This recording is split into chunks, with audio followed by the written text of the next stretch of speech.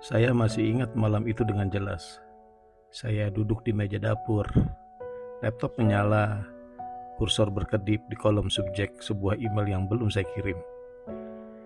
Isinya surat pengunduran diri dari pekerjaan, yang jujur saja cukup nyaman, gaji stabil, rutinitas yang sudah saya kuasai luar dalam, dan saya tahu persis apa yang akan terjadi besok, minggu depan, bulan depan. Bahkan saya bisa mengerjakannya sambil merem. Dan justru disitulah masalahnya. Saya sudah terlalu lama mengerjakannya sambil merem. Rencananya saya mau berhenti dan mulai membangun sesuatu sendiri. Bicara di depan kamera, membagikan apa yang saya tahu ke orang-orang yang bahkan belum tentu mau menonton. Tidak ada kepastian penghasilan, tidak ada rutinitas yang terbukti. Jari saya sudah di tombol kirim, tapi entah kenapa berat sekali menekannya. Anda pernah ngerasa gini nggak? Berdiri di ambang sesuatu yang Anda tahu harus dilakukan, tapi tubuh Anda menolak untuk melangkah.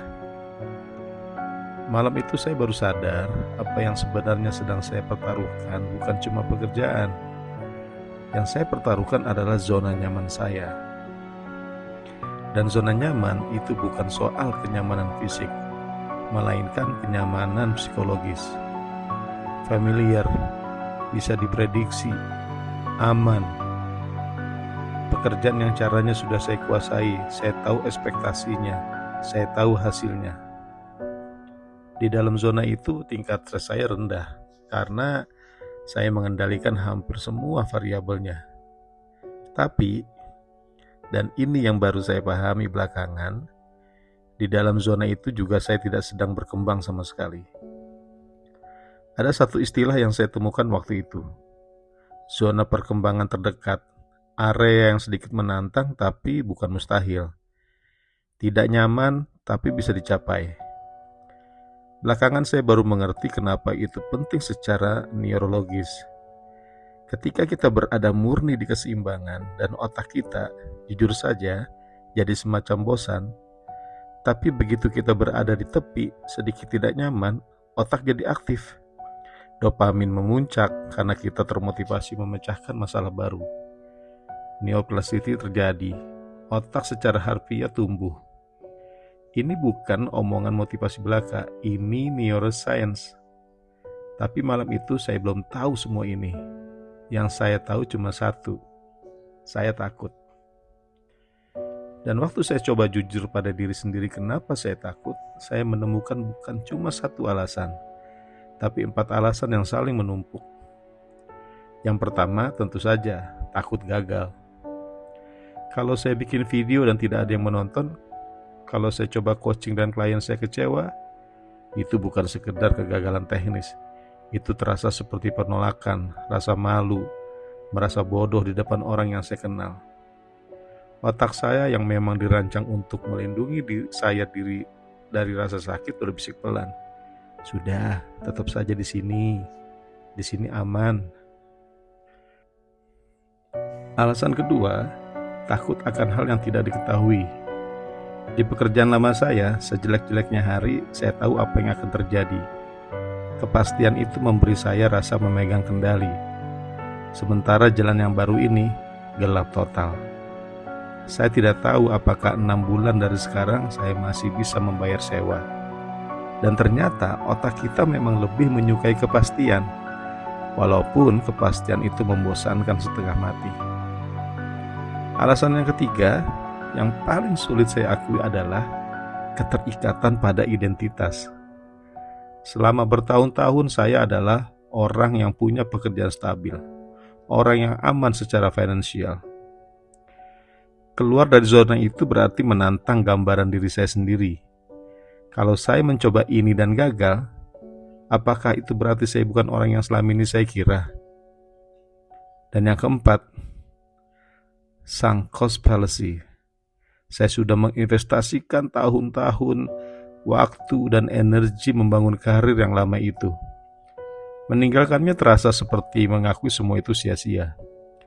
Rasanya lebih aman bertahan saja daripada menyia-nyiakan apa yang sudah saya bangun. Tapi malam itu entah dari mana satu pemikiran menampar saya. Hanya karena saya sudah banyak berinvestasi di masa lalu, bukan berarti saya harus tetap berinvestasi ke arah yang sama di masa depan. Kalau arah itu sudah tidak selaras dengan siapa saya ingin menjadi. Akhirnya saya kirim email itu. Minggu pertama setelah keputusan itu, terus terang rasanya mengerikan. Bukan cuma cemas, tapi semacam penolakan yang intens. Ketidaknyamanan yang menempel di dada. Saya meragukan diri sendiri berkali-kali sehari. Apa yang tadi saya pikirkan? Ini bodoh. Saya harus balik saja, minta pekerjaan lama, kembali kalau bisa. Otak saya secara harfiah berteriak untuk kembali ke kenyamanan. Ada kecemasan karena masa depan tidak pasti. Ada rasa tidak kompeten karena saya masih pemula total di dunia yang baru ini. Dan ada keraguan yang datang bergelombang tentang keputusan yang sudah saya ambil. Belakangan saya baru paham, itu semua normal. Itu bukan tanda saya melakukan kesalahan. Itu justru tanda saya sedang melakukan sesuatu yang benar-benar menantang. Lalu setelah minggu pertama yang berat itu lewat, saya masuk ke fase yang menurut saya justru lebih aneh. Fase canggung. Penolakan mulai berkurang, tapi saya belum kompeten. Saya bukan lagi pemula total, tapi saya jauh dari mahir. Saya ada di titik tengah yang tidak nyaman itu. Merekam video, menghapusnya, merekam ulang, merasa frustasi karena suara saya sendiri terdengar aneh di telinga saya. Tapi di balik kecanggungan itu, sesuatu yang lain sedang terjadi tanpa saya sadari. Saya sedang belajar.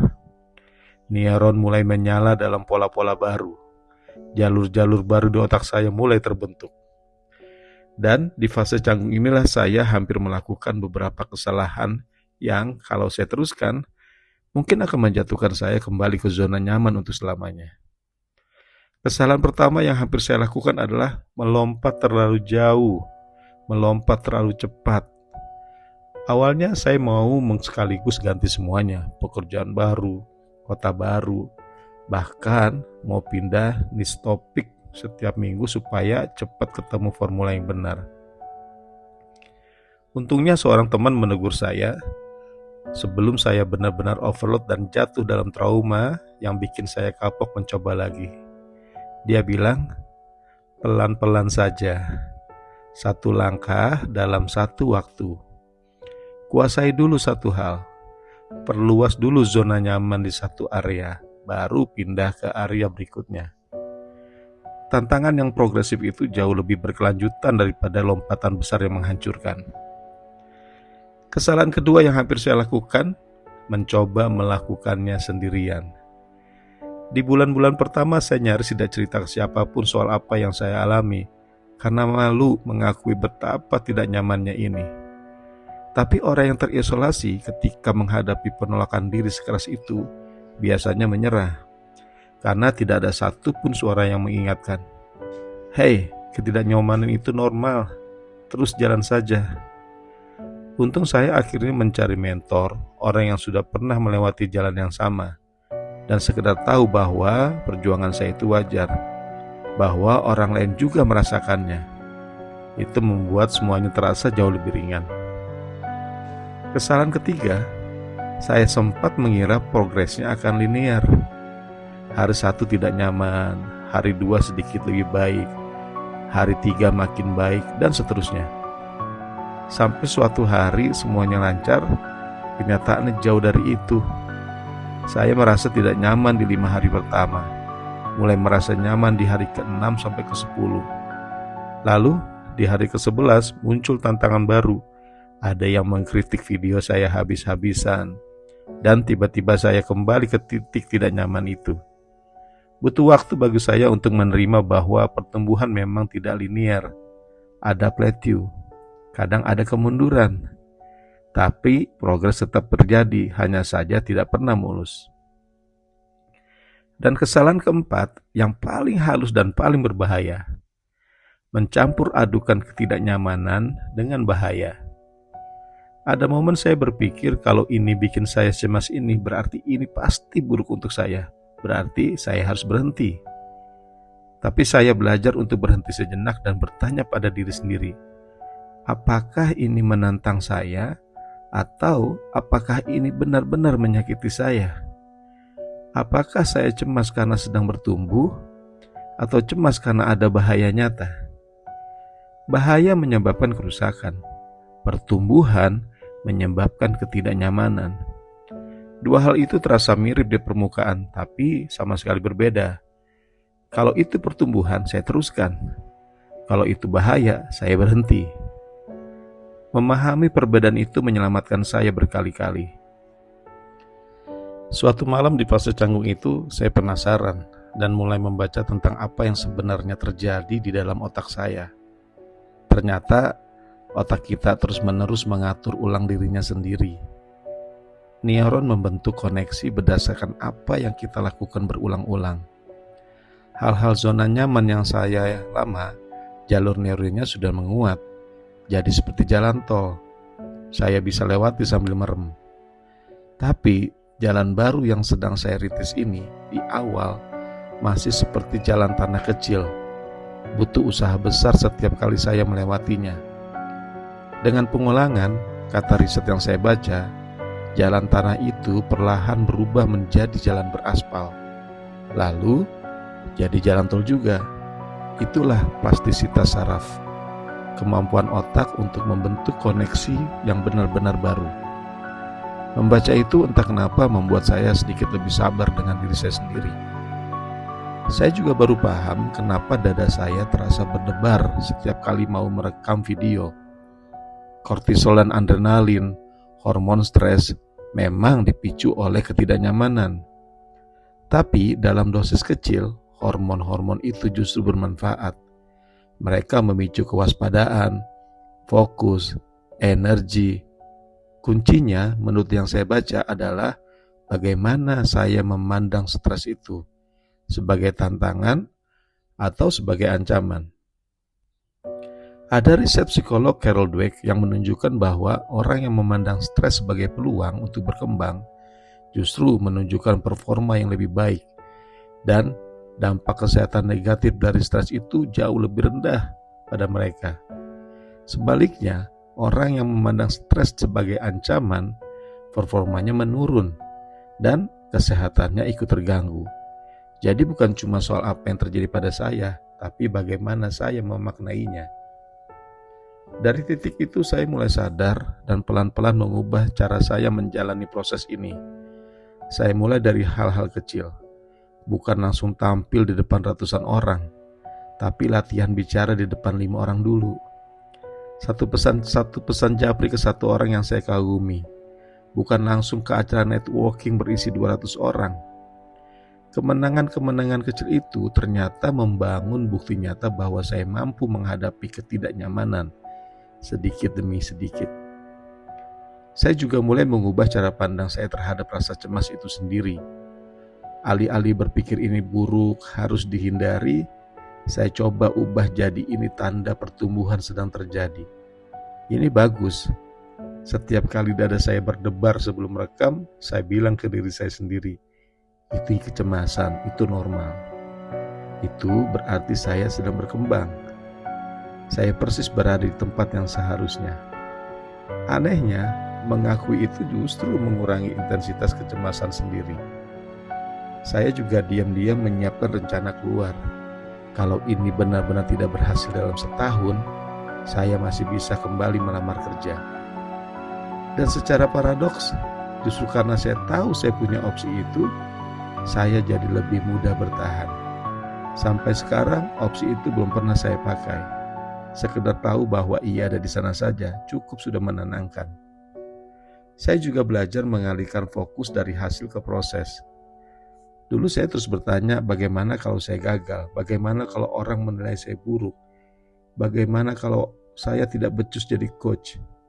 Sekarang saya bilang ke diri sendiri, hari ini saya akan berlatih, saya akan mencoba, saya akan belajar. Hasilnya belum tentu saya kendalikan, tapi prosesnya itu sepenuhnya di tangan saya. Dan saya mulai merayakan progres sekecil apapun, Hari pertama saya berhasil merekam tanpa menghapus ulang, saya rayakan. 1 minggu saya bertahan tanpa menyerah, saya rayakan. Otak butuh penguatan positif seperti itu supaya tetap termotivasi jalan terus. Satu hal terakhir yang menjadi jangkar saya sepanjang proses itu adalah menemukan alasan saya yang sebenarnya.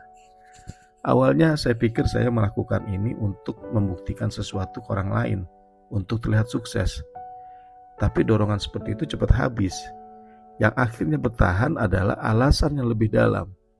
Saya ingin menjadi versi diri yang lebih selaras dengan nilai-nilai saya sendiri. Dan setiap kali penolakan diri terasa kuat, alasan itulah yang saya pegang erat-erat.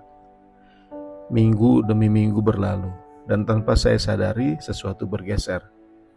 Apa yang tadinya membuat saya gemetar, seperti merekam, bicara ke kamera, membagikan pemikiran saya ke orang asing, perlahan menjadi biasa. Bukan berarti hilang sepenuhnya rasa tidak nyaman itu, tapi hambatannya jauh berkurang. Zona perkembangan terdekat yang dulu terasa asing sekarang menjadi bagian dari zona nyaman saya yang baru. Dan itulah keajaibannya. Zona nyaman saya meluas. Saya secara harfiah berevolusi. Yang paling mengubah saya bukan cuma keterampilan barunya, tapi identitas saya sendiri yang ikut meluas. Dulu saya melihat diri saya sebagai orang yang tidak nyaman bicara di depan umum. Sekarang saya punya bukti, saya sudah melakukannya berulang kali dan saya baik-baik saja. Mungkin memang saya orang yang bisa melakukan ini. Pergeseran identitas semacam itu jauh lebih kuat daripada sekedar keterampilan baru. Dan dari situlah tumbuh percaya diri yang tulus, bukan kesombongan. Karena saya sudah berulang kali membuktikan pada diri sendiri bahwa saya mampu menghadapi ketidaknyamanan. Saya tahu saya tangguh karena saya sudah membuktikannya sendiri. Tapi ada satu hal yang ingin saya luruskan sebelum kita selesai. Zona nyaman itu bukan musuh. Kenyamanan itu tetap perlu. Anda perlu istirahat, stabilitas, hal-hal yang familiar untuk memulihkan diri. Pertumbuhan hidup di tepi zona nyaman, di persimpangan antara rasa aman dan tantangan. Kalau boleh saya kasih patokan kasar, keseimbangan yang ideal itu kira-kira 80% zona nyaman, 20% di tepi. Cukup stabilitas untuk merasa aman, cukup tantangan untuk terus berkembang. Jadi izinkan saya bertanya balik ke Anda. Hari ini, di mana Anda hidup sekarang? 100% kenyamanan, 0% tantangan? Kalau iya, itu tandanya Anda sedang tidak berkembang. Sama seperti saya waktu malam itu di depan laptop sebelum saya berani menekan tombol kirim. Apa satu langkah kecil yang bisa Anda ambil hari ini atau minggu ini menuju tepi zona nyaman Anda sendiri? Tidak perlu sedramatis mengirim surat pengunduran diri. Mungkin itu cuma percakapan yang selama ini Anda hindari. Mungkin juga mencoba hobi baru yang selama ini Anda tunda. Mungkin menghubungi satu orang yang selama ini cuma Anda kagumi diam-diam. Langkah kecil tapi konsisten, itu yang membawa saya dari malam yang menakutkan itu sampai ke titik saya duduk di sini bicara ke Anda sekarang. Karena ketidaknyamanan itu pada akhirnya bukan sesuatu yang perlu ditakuti. Ia hanyalah pembawa pesan, sinyal bahwa Anda sedang berkembang. Jadi sambutlah, rangkullah, dan saksikan diri Anda bertransformasi seperti yang saya saksikan pada diri saya sendiri.